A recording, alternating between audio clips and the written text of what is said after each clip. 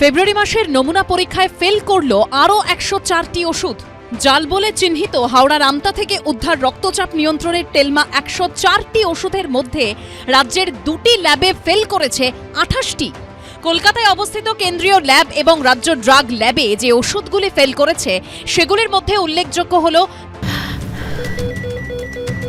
ক্যান্সারে নেই আর ভয়, NCRI এ হবে এর জয়। আপনাদের ভরসা নেতাজি সুভাষচন্দ্র বোস ক্যান্সার হসপিটাল। পেটের আলসারের ওষুধ, স্নায়ুর রোগ, সিজোফ্রেনিয়া, হ্যালুসিনেশনস, ডেলিউশনসের injection, ringer lactated saline, phenyl, cough syrup, হৃদরোগ ঠেকাতে ব্যবহৃত অ্যাড্রিনালিন ইনজেকশন, হাঁপানি এবং ফুসফুসের সমস্যায় ব্যবহৃত ইনজেকশন, অস্ত্রোপচারের আগে রোগীকে অবশ করতে ব্যবহৃত অ্যানাস্থেশিয়া ইনজেকশন, ব্যাকটেরিয়া সংক্রমণ, রেচনতন্ত্রের সংক্রমণ, নিউমোনিয়া প্রতিরোধী ইনজেকশন, চোখের ড্রপ, ব্যথা কমানোর ট্যাবলেট, অ্যান্টিবায়োটিক, খিঁচুনি কমানোর ইনজেকশন, ভিটামিন এবং ক্যালসিয়াম ট্যাবলেট, ডায়াবেটিস কমাতে ব্যবহৃত ইনজেকশন, কেমোথেরাপি ইনজেকশন, যৌন শক্তি বর্ধক ক্যাপসুল।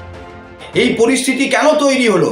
কেন হচ্ছে বারবার করে এই খবর আসছে যে গুণমান পরীক্ষায় পাস না করে এই সমস্ত ওষুধ বাজারে ঘুরে বেড়াচ্ছে এবং সেই ওষুধ বিক্রি হচ্ছে?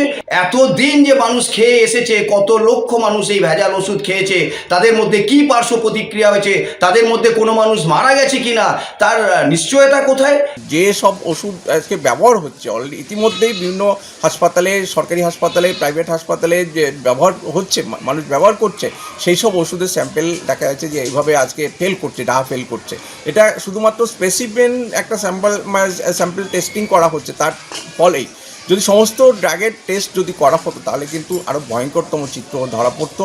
ফলে আমরা সার্ভিস ডক্টর ফোরামের পক্ষ থেকে অত্যন্ত উদ্বিগ্ন। যেসব ওষুধ পরীক্ষায় ফেল করেছে তাদের মধ্যে কি সমস্যা দেখা গিয়েছে? সিডিএসকো সূত্রে খবর, ইনজেকশন স্যালাইনে ভাসছে ক্ষতিকারক ব্যাকটেরিয়া, ট্যাবলেট খাওয়ার পর শরীরে গিয়ে দ্রবীভূত হচ্ছে না।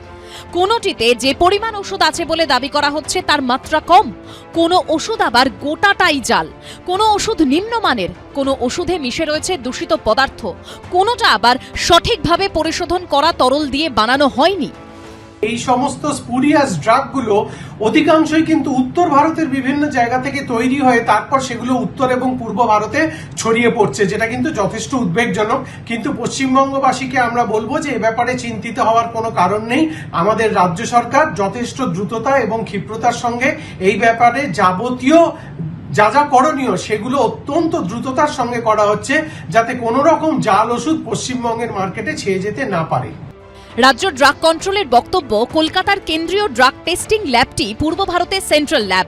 এখানে পশ্চিমবঙ্গের পাশাপাশি বিহার, ঝাড়খণ্ড, সিকিম সহ 5টি রাজ্য এবং একটি কেন্দ্রশাসিত অঞ্চলের নমুনা পরীক্ষা হয়।